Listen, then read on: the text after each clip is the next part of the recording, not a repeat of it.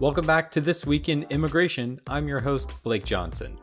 In this week's episode, we're reviewing President Biden's first full year in office. We'll look at the immigration issues he's been faced with and the policy decisions his administration chose to take. We'll also look ahead to what we can expect in year 2 of his administration. To dive into this, we've invited several immigration advocates for a conversation with BPC regular Theresa Cardinal Brown. Joining her for this discussion are Jorge Lima, Senior Vice President of Policy at Americans for Prosperity, Todd Schulte, President of Forward.us, and Kerri Talbot, Deputy Director of the Immigration Hub. A spirited conversation lies ahead, so stay tuned.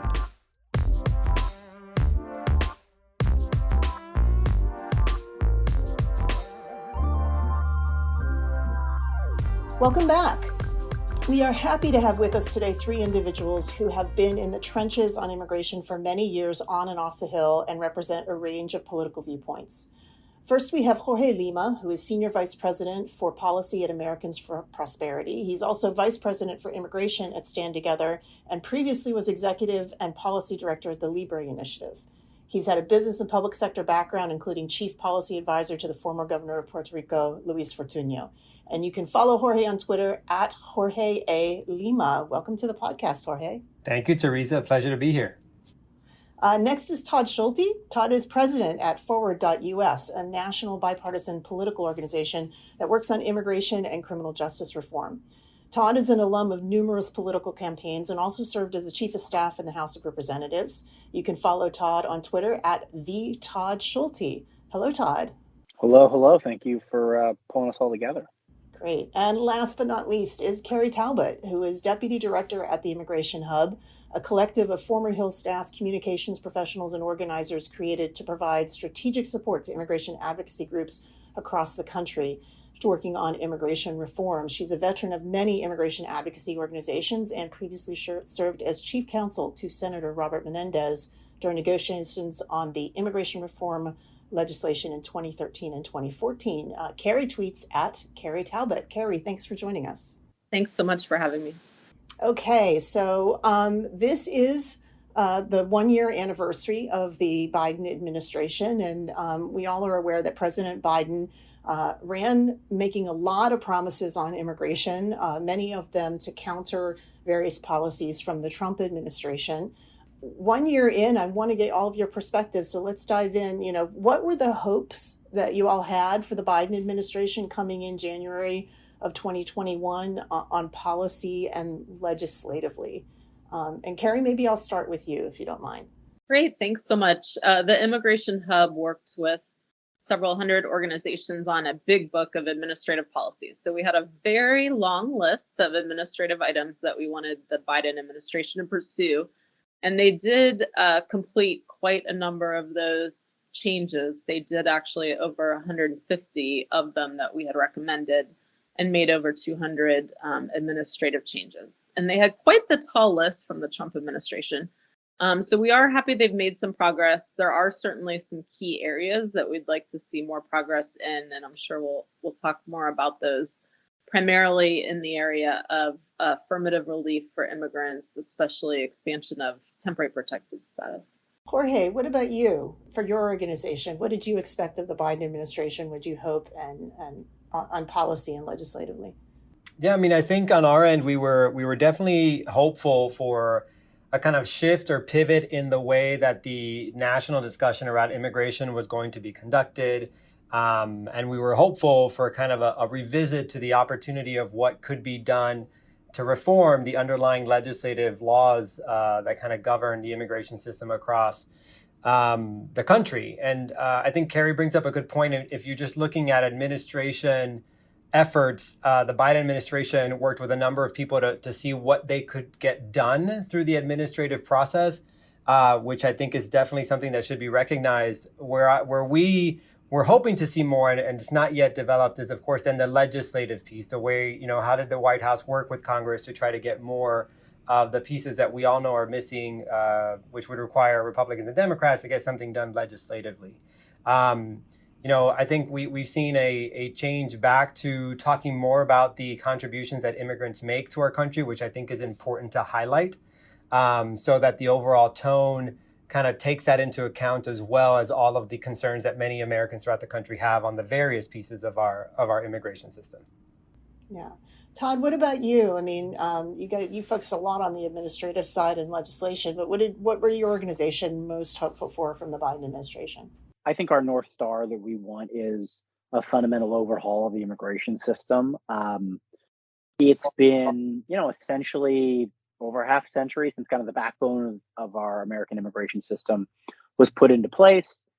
It has been over 3 decades since you have had deep congressional relief for the undocumented. It's been 3 decades since our kind of modern legal immigration system has really gotten substantial upgrades and updates, which is to say we have an immigration system that predates the modern global economy, the needs of today's families, that created but has not kind of dealt with the modern undocumented and mixed status family experience. So, when we put forth what we wanted to see, it was that big legislative overhaul, number one, to deal fairly with people who are in the United States today, centered on a pathway to citizenship. How do we build an immigration system so that people can come in the future in a humane way, in a fair way, in a way that, again, deals with the needs of families today, the economy today? And also, then, how do we have a refugee system and an asylum system that works? And as you look back at where things are, while there's been some progress made, it's been a really challenging year. It's been a really challenging year on a number of issues here. And while we continue to work, I think we're talking today as the president is given it's been a year press conference, and I think the thing we can all agree on is there's just a tremendous amount of things that we need to continue to push to make happen. Yeah. Kerri, you mentioned this long list of items that the sort of immigration advocacy progressive world gave the administration. Of those things, what do you think have been the administration's biggest successes, and maybe what are your biggest disappointments so far? I would say their biggest successes were that they really started out strong with some important changes on the enforcement system. Of course, it's been challenging due to litigation in some areas, such as on their effort to do a moratorium. But they have definitely shifted the interior enforcement system toward a more rational model rather than just sort of targeting anyone that an ICE officer encounters. They have tried to set priorities and are now, I think, starting to look at the detention system and trying to target some of the worst facilities for reform or closure. So I think they're definitely making some progress there, but obviously on the border and asylum issues, it's been a real struggle, especially Title 42, of course, and then treatment of Haitians at the border. The need for a Haitian parole program, I think, is important.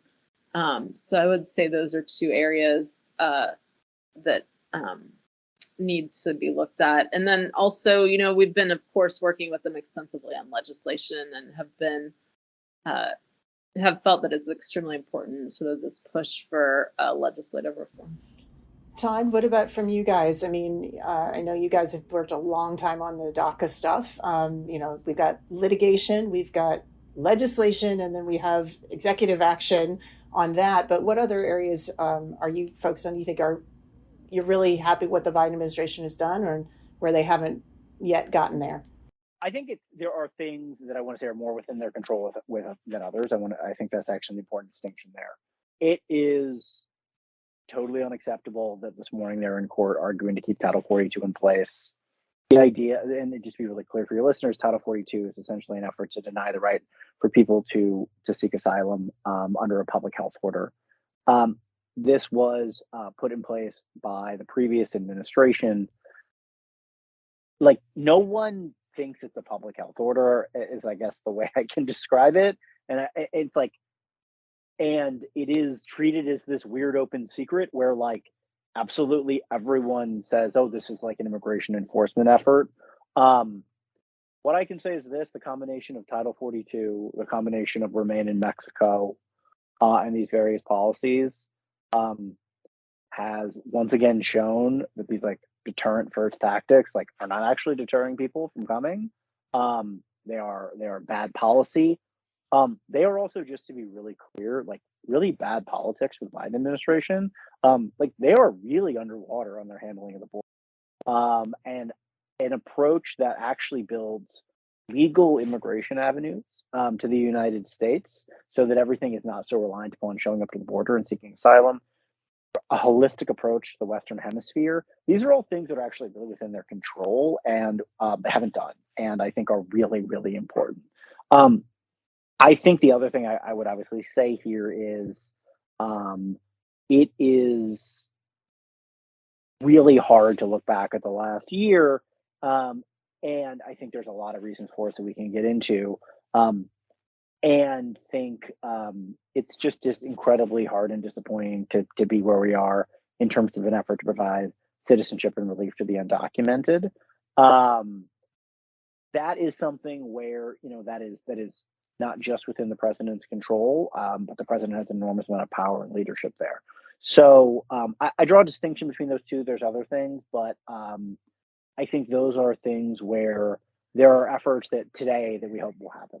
Jorge, I mean, Todd talked about the situation at the border, that the president is really having difficulty sort of politically dealing with the border. He's gotten a lot of criticism, not just from his own side of the aisle, but particularly from Republicans. Do you think the border is one of the areas where he's not succeeded? And do you think that it's something that he really needs to deal with? Yes and yes, right, and I don't mean to say that to be overcritically or overcritical of the administration, but definitely on the latter question, is it something he needs to deal with? I think so, right? I mean, we're seeing poll after poll show that it's not just a concern for Republican voters; it's a concern writ large for Americans to truly see what I think all of us have been kind of pushing for some sort of humane and orderly process at our border. And I think that what at least the images are conveying to the American people is that that's just not the case. And then when you layer that with some of the things like Todd mentioned, the Title 42 or MPP and these other things that are happening, I mean, what's being done is actually not solving the problem. We're not talking about why people are coming to the country to begin with. And many of those have the ability to plead asylum and what that process should look like to treat them fairly and humanely. And then understanding if we do have a process, what happens to the people who don't meet the standards of asylum when they come. But we don't seem to have a system that's working there. Again, it's not something that he can just magically fix with the wave of a pen or signing of any sort of executive order. It's going to take the work of the White House to work with Congress to actually get what we need done. And I think the administration is trying to do things at the border, but it's going to be work that requires them to do more than just administrative action. And that's the part that I think has been at least not a lot of attention has been given to that, so that we can actually bring that conversation forward a bit more. So I think we logically now have to turn to Congress and what's been trying to done legislatively. And looking back at the beginning of 2021, there was a big push in the House to try to repass some bipartisan legislation. There was the Farm Workforce Modernization Act. We had the American Dream and Promise Act. Were some bills on essential workers. And we did have the introduction of the U.S. Citizenship Act, which was the embodiment of the president's comprehensive immigration reform ideas. And yet we ended up in this very partisan reconciliation process very quickly, I think, at least within a few months. And that now seems to be very stalled as well. We've had the parliamentarian rule now 3 times that various immigration provisions can't be included in the reconciliation process. The whole bill is on, I'd say, at best, life support. Personally, I think it's dead. Looking back, what do you think were some of the key turning points for Congress on immigration? And Kerri, I'm going to come back to you. Do you think that the process that was done, starting with those bills in the House and then moving to reconciliation, where we are now, looking back, what do you think were the key turning points there? I think it's always important to try every possible route to changing our immigration system. We've been trying the bipartisan route for several decades, and it wasn't working, and we weren't able to get the Republicans really to meaningfully come to the table this Congress. So I think it was important to try to look at reconciliation and see if we could possibly move forward. Obviously, it's disappointing that, 3 times she ruled against various proposals. But, I think there are a lot of immigration proposals, and more may go to her at some point. I do think on BBB generally that, it was very important that immigration was included by the White House. That was a really big accomplishment. And I think it's important that it was included in reconciliation proposals to begin with. And, of course, we're certainly at a new sort of stage of this process. And I do think, there will be discussions with Senator Manchin and others about a scaled down or a different proposal that won't be exactly like BBB. But I do think it's likely that immigration will be part of that discussion. And I do hope that, different senators will look at different proposals to push forward on immigration and if it does come to pass. Todd, what do you think? I mean, you've been working on legislative stuff for quite a while, and trying to get people to come together. What do you think? Do you think that the reconciliation strategy was the right strategy given where we are now, or do you think there's other things that could or should be tried? I do think it's the right strategy. I guess I don't think it should be. The assumption should be that like one precluded the other, because ultimately, like I just don't believe that if one party says we want to work on an issue, and another party says, okay, we'll only work on an issue if you don't work on it in some other fashion. I don't really believe that's the world in which we live. We have been quite critical of both parties, and we push and pull on both parties. Like when we talk about being a bipartisan organization, that is what we mean. I do think that if you go back to a year ago, if you look at like how you're going to get something like how a bill becomes a law, that we all learned in school. They don't talk a lot about the 1986 Budget Reconciliation Act, but actually, like if you look at big pieces of legislation that have passed over the last 3 decades, some that I personally like, some I personally don't like. Huge things get done by reconciliation. The ACA, so Obamacare, the tax cuts in 2017, welfare reform in 1996. These are like huge signature pieces of legislation. Do I think that like we should have to live in a world where you got to pursue that? I don't. Like I think that things that get a simple majority vote should get passed. There'll be some things that our organization will like that will be more likely to pass. There'll be some things that our organization won't like that'll be more likely to pass. But I think we should be making it easier to pass laws. And ultimately, I think that if we were doing things on a 50 vote margin, that actually increased bipartisanship. I think the challenge now here, and this goes back to where things are, we're not like 1 or 2 vote. I don't think, and other people can disagree. If you're like 1 or 2 votes short on something, or something's like going to pass, it really encourages both sides to come together and compromise and come up with good policy, because then you're like legislating. When you can basically block almost anything from the minority, and I want to be super clear, this is absolutely a tool that both parties have used in the minority, then it actually really discourages bipartisanship. And so, we're going to continue to work to be in a place where we're growing consensus, we're building it there, as we've done. I ultimately hope we take a big long look and figure out like what are the structures in place to actually like increase in making it easier to get things done, making it easier to get things done in a bipartisan fashion. Because reconciliation, and I'm talking a lot here and I apologize. This like for people less familiar, the idea that there's a policy versus budgetary impact weighing analysis that happens, and X units of policy that help someone get the ability to get a work permit is too much policy to benefit the tax cuts for other people. It's enough budgetary impact. And, you can do stuff in Alaska on with energy exploration, but you can't do stuff in Alaska to help the people who might be like working and clearing the lumber on that land here. That's like a horrible way to run a democracy. And I like it just is like, and so we should be making it easier to get all sorts of things done so that we can work together with all sorts of parties. And also like just flush out people who are trying to play politics on the issue. Like you got to put your money where your mouth is and vote. So that's my 2 cents. Okay, Jorge, I'm going to turn to you because you and your organization talk to a lot of Republicans. I mean, how did Republicans feel about these things going in? And we've heard a lot from Republican leadership, but you talk to a lot of rank and file folks too. Like, what's the sense about this immigration stuff and reconciliation? And are the policies the issue? Is it the process? What are you hearing?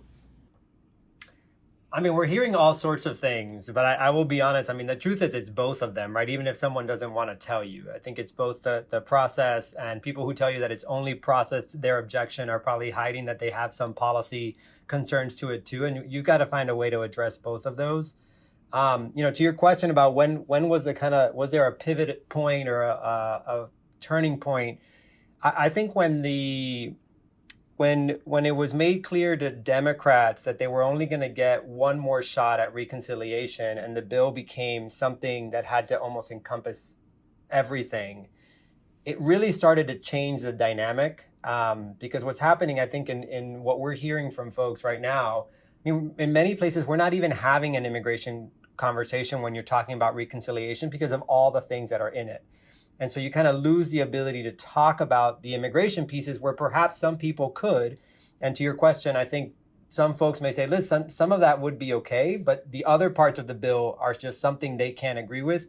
And that's in addition to the process component, right? I mean, the reconciliation process is a partisan process, right? By its very nature, you're only talking to one party to get to the votes that you need. And so many Republicans feel that, I mean, there has been, not just that they feel it, there just really hasn't been engagement in the reconciliation process with Republicans. Not that Democrats should reach out to Republicans on reconciliation. Again, by its nature, it's a partisan one. When Republicans were using reconciliation, you don't really count votes on the Democratic side. You only talk to your party. But I think for an issue like immigration, we have tried for decades a number of different things. And I agree wholeheartedly with Kerri with something she said earlier, that you've got to try everything, right? When immigration hasn't been solved for decades, everything has to be on the table. But I think now looking, and nobody, hindsight's always much, much easier, but looking back at what's been occurring now with the different decisions from the parliamentarian and just kind of where we are, even in the provisions that may be coming into a future iteration of Build Back Better, the idea of trying to go back to the table and have a conversation that's bipartisan and try again to engage with folks, perhaps not a bit, it has to be a bit different than what we've done in the past, where I think a lot of this has become comprehensive in the conversation, but trying to make it a bit narrower could actually bear the fruit that we're looking at to get some pieces done. And so that's why, from my opinion, I think we need to start looking at what could get done, where could we get bipartisan votes, and start to engage with the folks that we think are willing to come to the table on that. Listen, I know I will say, I'll be the first one to admit, I think you often hear folks just point fingers, when you talk to them in Congress and they're like, well, that person wasn't genuine or this person wasn't genuine. And the truth is, I think there's plenty of that blame to go around on both sides, right? You really need to figure out who wants to come together here to get something done. Many people have said they are willing to do that and then they back off, right? So I think it's something that we've got to look at both sides and see where can we actually drive something here. Because the truth is, I think that's what at least we're hearing the American people want now. They want a conversation about immigration, but one that's reflective of where they are. And it's not just one side or the other. It's not a choice between America and the immigrant. It's not a choice between dreamers and border, right? It's a complex area in the middle. And they don't feel that they're getting that conversation from either side, right? Either side is only kind of saying one piece and not that complex kind of middle area where most of the American public is. Yeah. Jorge, I'm going to stick with you for a little bit because you mentioned, I mean, we talked about that on this podcast a lot, that there's a lot of room between abolish ICE and build the wall, right? Like if you want to talk about it on enforcement or deport everyone or keep everyone in. I mean, like those are slogans that don't encapsulate sort of the range of policy options. Do you think that, we're coming up on midterm elections? I mean, it's a 2022. This is everybody's looking at it. And, at least right now, it seems that a majority of punditry, and, everyone's entitled to be wrong on these things, is looking at Democrats probably losing at least the House, maybe the Senate, and, Republicans gaining some seats. In that kind of a context, do you think Republicans would be willing to come back and sort of have this conversation again? Or will they sort of use their ability to sort of just block president's agenda? So as fun as it would be to spend the rest of this podcast kind of predicting the elections, I'm gonna go ahead and say that's not what I'm doing, right? But I'm just gonna follow your assumption. And talk about it. If Republicans are assuming that they win majorities, make it a big capital if, and then proceed. How do you get them to come back to the table? I think all things being, if the only thing that existed in the world was politics, I would say no, right? It'd be really hard to get Republicans to come to the table when all you have is looking at November. You think you're going to win anyway. Why would you want to try to risk that? What I think Republicans that may be thinking that way are missing is where the American voter is, the people who they are expecting to come out to vote for them. And what we've been hearing, we did some polling at the end of last year and saw that 93% of Americans wanted action on immigration before the election, right? Like they are tired of this issue popping up as kind of just a talking point during an election cycle. And then they point fingers for many years and they never really get something done.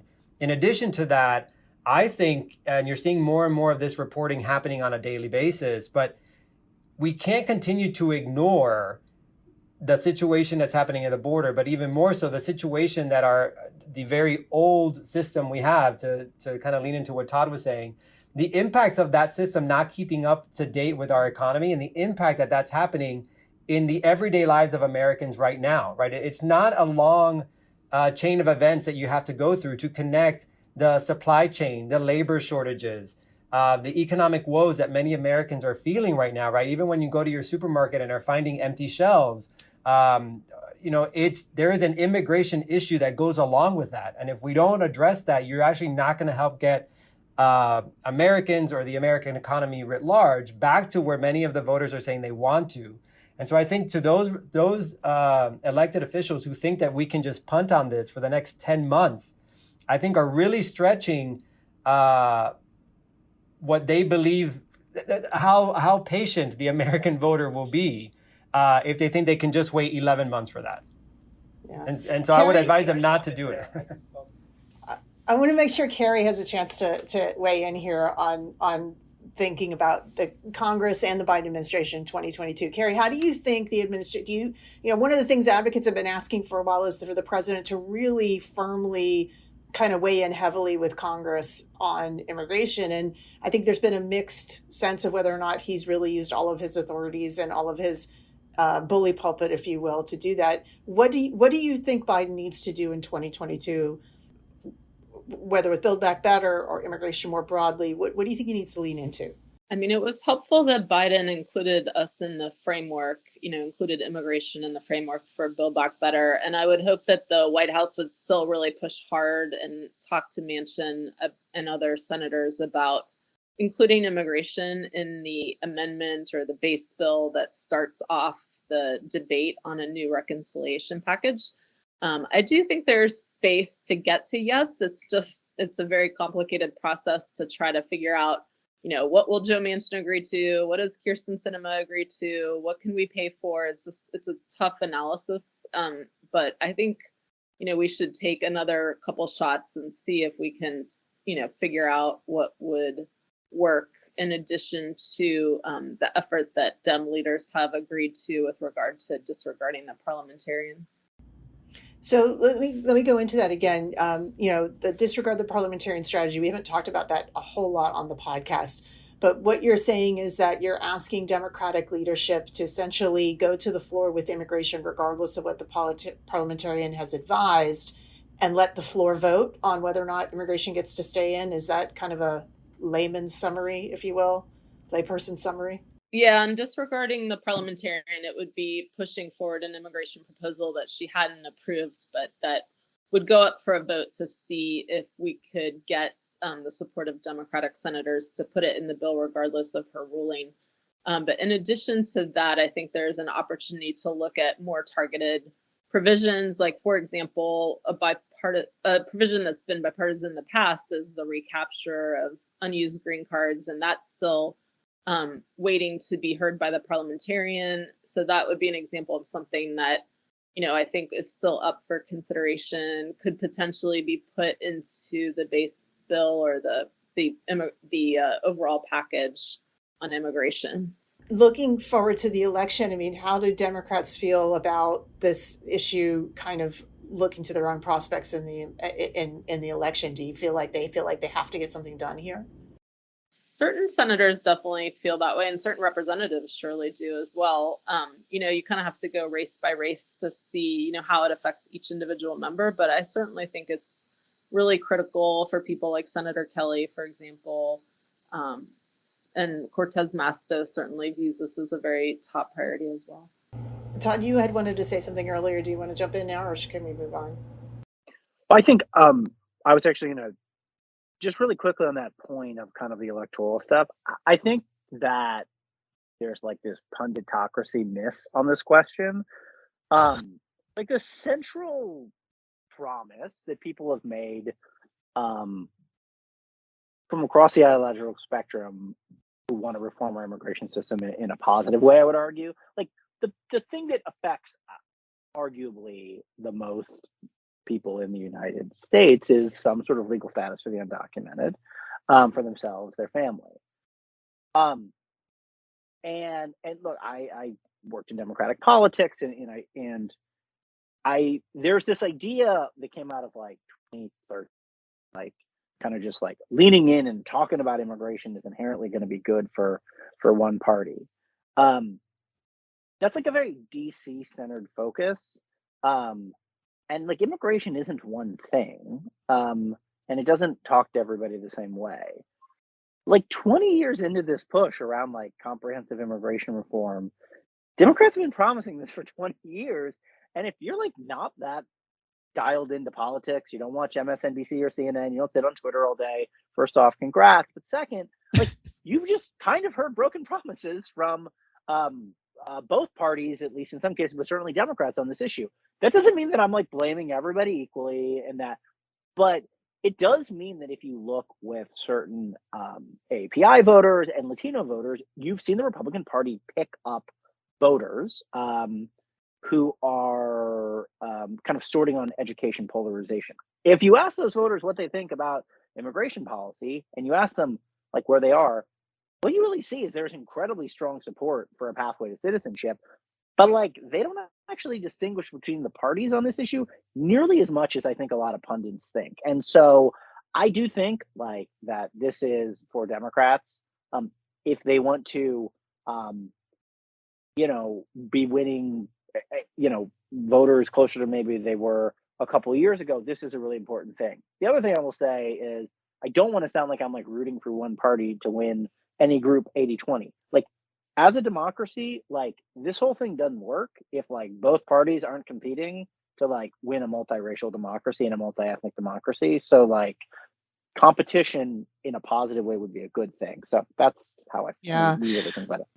I mean, you mentioned the term comprehensive immigration reform. I have pontificated a bit from my own personal opinion that term has evolved in definition over the 2.5 decades that I've been working on it. And the idea of comprehensive immigration reform initially was exactly kind of what you said, something for everybody, because immigration isn't just one thing, right? It was something to address the status of the undocumented, sure, but it was also something to address how we manage our borders and something to address how future people can come to the United States legally.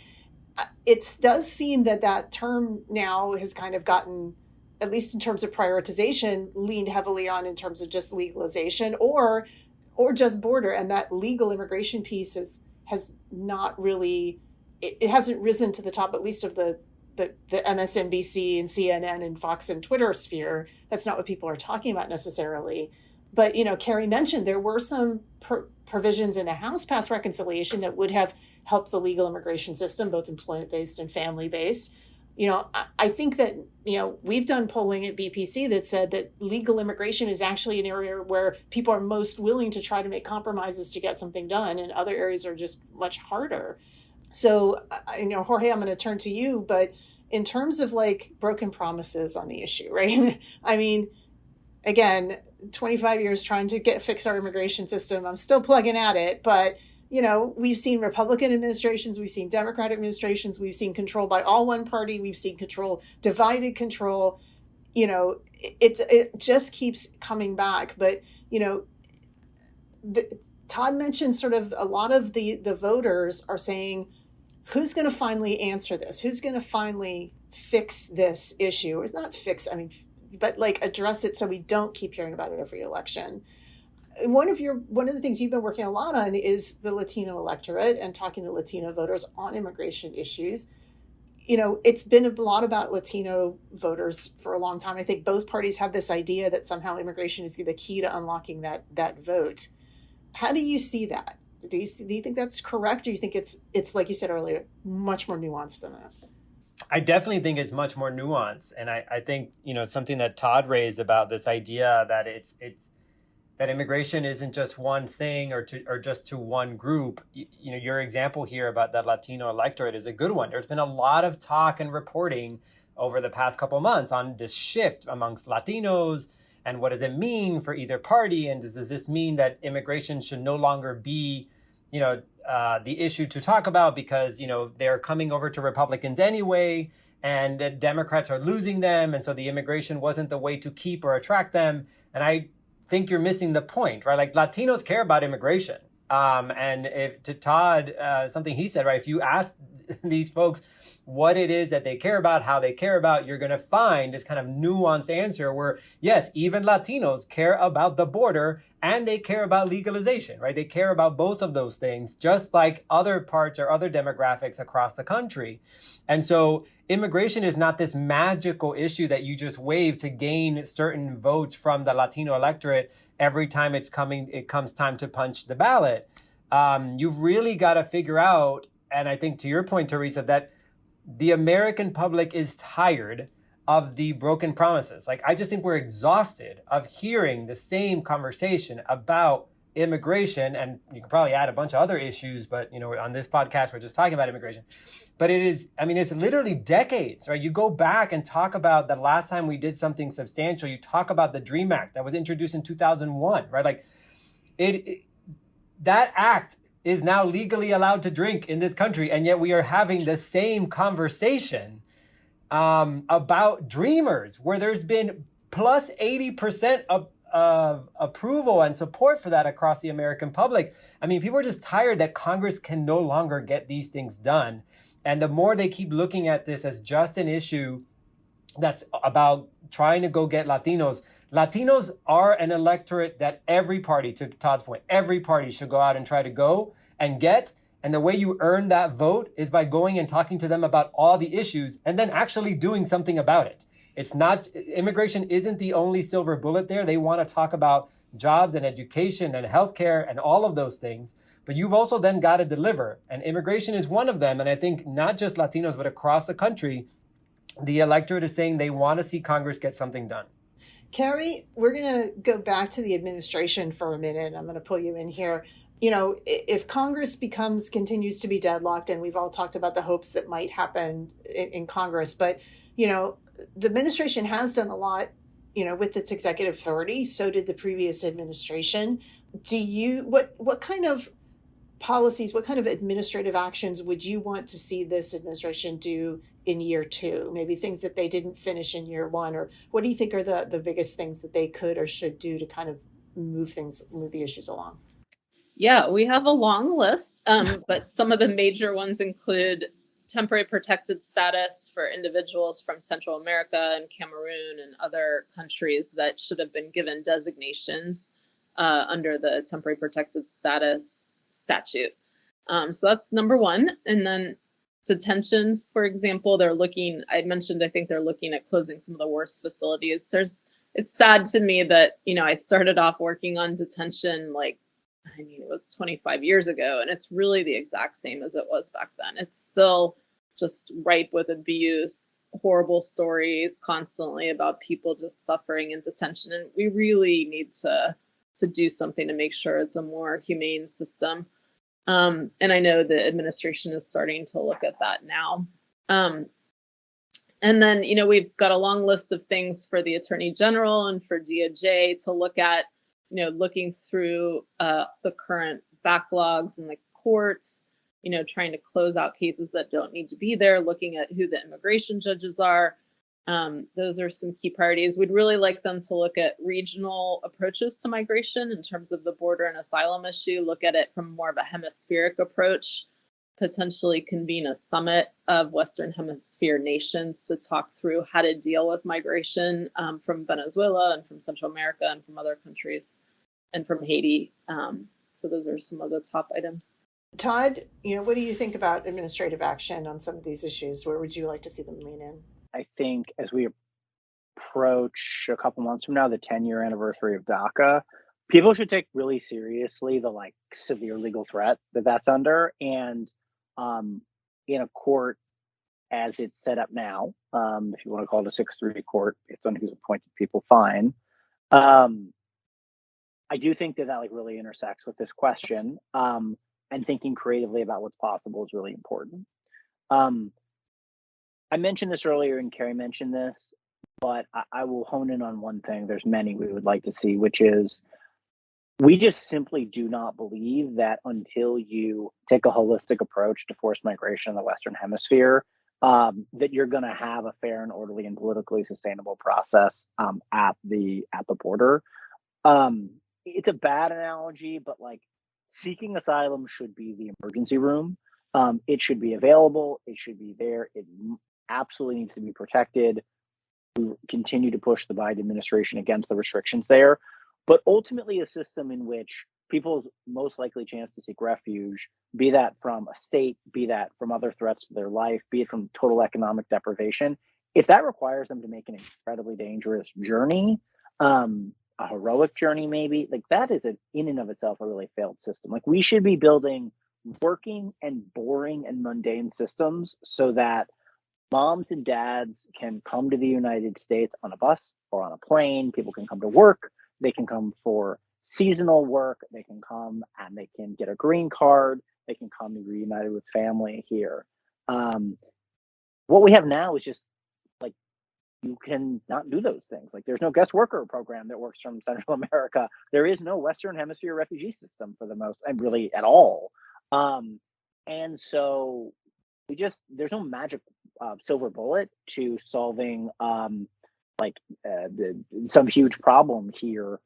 We need a holistic approach that says we're going to build a system that's actually deals with reality, which is there's a lot of different reasons that people want to come, that people need to be able to come. And let's address it that way, as opposed to let's just have a fight built on who gets to stay, who doesn't get to stay. And if we're mean to some people, maybe we'll deter people from coming in the future. It's a fundamentally failed system, and they have to build that. And they can't do that if they're just managing day to day. They've got to take a step back and say, 6 months from now, 12 months from now, 18 months from now, where do we want to be? And there should be a whole separate team of people, in my view, who are not doing the day-to-day stuff, who are building that. And if they did that, we think it'd be really transformative. Jorge, what do you think the administration could lean in on? And Todd did mention, I feel like we have to kind of dive into this a little bit, because we have a regular segment on this podcast called The Gavel, which is all about immigration litigation. And that really has evolved sort of what different administrations can successfully do. Jorge, from your point of view, looking at this, what do you think the administration can do? What do you think are the concerns about, we've seen a lot of state attorneys general weigh in and litigate against things. What do you think the balance is there? Yeah, so when thinking about what I would love to see from the administration in this year, I think Kerri hit a lot of the key components on things they could tackle. What I would add to that is something you mentioned earlier, which is looking at the legal immigration parts, right? Like we tend not to spend too much time on that because we focus on the border or the legalization, which are important. But I mean, the administration right now can take a serious look at the backlogs that are occurring, right? We talk about passing bills to recapture visas. Well, let's not let more visas go unused this year. Like, what could we be doing? I think the refugee situation is still really critical, right? It doesn't all fall on the shoulders of this administration, but 2021 had a really low number of refugee admittances. Like, the administration can act there. We can do more. And, you know, we are excited about things like I think there was a current release of about 22,000 visas for H-2B in the winter season, which was something new. Can we see more kind of efforts like that from the administration to make sure that the legal system, anything that has to go through State Department or DHS, that those systems are just much more efficient so that we can maximize the actual amount of immigration that we can bring into the country today? Let's make sure we're doing that. To your question about litigation, you know, I think there's a proper role for courts, right? I remember studying civics and understanding why it was so important for us to have the judicial branch. So I think people who think they have a solid case should be able to bring it. I think, unfortunately, what we're seeing is that a lot of the litigation, whether immigration or not, but let's focus on immigration, is sometimes just grandstanding or preparing for a potential run somewhere else. And I think the more that Congress ignores its role, it continues to open up these opportunities for this litigation, you know, to take place, which is not actually helping solve the immigration system, right? But actually creating more hurdles in it. And so, you know, there's a role and there's a place for the judicial strategies that many are implementing. I would not agree with all of them. But I think the one way we can stand here and try to tell people not to bring more cases, but I think one of the most effective ways is if you actually had Congress do their job, and then you can create less opportunities for people to come in with those cases. All right, so we're coming to the close here. Very quickly, I'm going to ask each of you sort of what your principal, what your utmost hope for year 2 of the Biden administration is. What would be the thing that you'd look back and go, yes, they did that thing. That was a success. Kerri? For me, it would be protecting more people with status, using status. So TPS or looking at other ways of extending status, making sure DACA folks are protected as much as possible. That's the most important. Yeah. Todd, what would you say? That's a good one. So I'll add 2 others. We have to be successful in this legislative moment if there's any opportunity to be there. To points we've talked about, there's things that only Congress can do, and they should be leaning in as hard as they possibly can to take advantage of this moment, and then with the things within their power, like for refugees and asylum, like build a system for the needs of the 21st century. Jorge, what do you think? What's your number one hope for 2022? I think it's, as Todd said, leaning into this legislative moment. I honestly, maybe naive of me, but still believe that there's a way for both members of both parties to come together. So I would hope to see something of President Biden, typical or more closely to what he was saying April of last year. You know, he gave that speech in front of Congress and said that he was really proud of his plan on immigration, which I think he should be. But that if people didn't agree with that plan, what were the areas where they could agree? And he mentioned specifically Dreamers, and he mentioned specifically the border. And I think there's a ripe opportunity there that Congress can seize, not only to impact directly the lives of those who would be impacted from legalization with Dreamers, or maybe even ag if they want to branch it out to those different populations. But I think the country needs it. I think we would look back and see that if they were able to get something done together, it avoided what could be more of what we discussed here, which is that very partisan rhetoric heading into the elections, right? So if you actually got something done, showed that it was both Republican and Democratic nature, it just sets us off in a very different course in terms of the national narrative. And that's what I'm hoping to see in 2022, sorry. 2022. All right. Well, Kerri and Todd and Jorge, thank you so much for joining us on This Week in Immigration, and we'll all have high hopes for 2022. So thank you so much.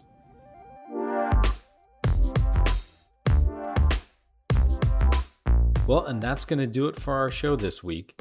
One last reminder to rate, subscribe, and review this podcast on Apple Podcasts, Stitcher, Spotify, or your favorite podcast platform, and share it with your friends and colleagues. You can also find more information on all the issues we discuss here on the show at bipartisanpolicy.org/immigration. I'm Blake Johnson. This Week in Immigration was created and executive produced by Theresa Cardinal Brown. This week's episode was written by Hannah Tyler, Theresa Cardinal Brown, and myself. Ethan Plotkin produces and edits our show. The executive producer of BBC Podcasts is Lucy Manning. See you next time on This Week in Immigration.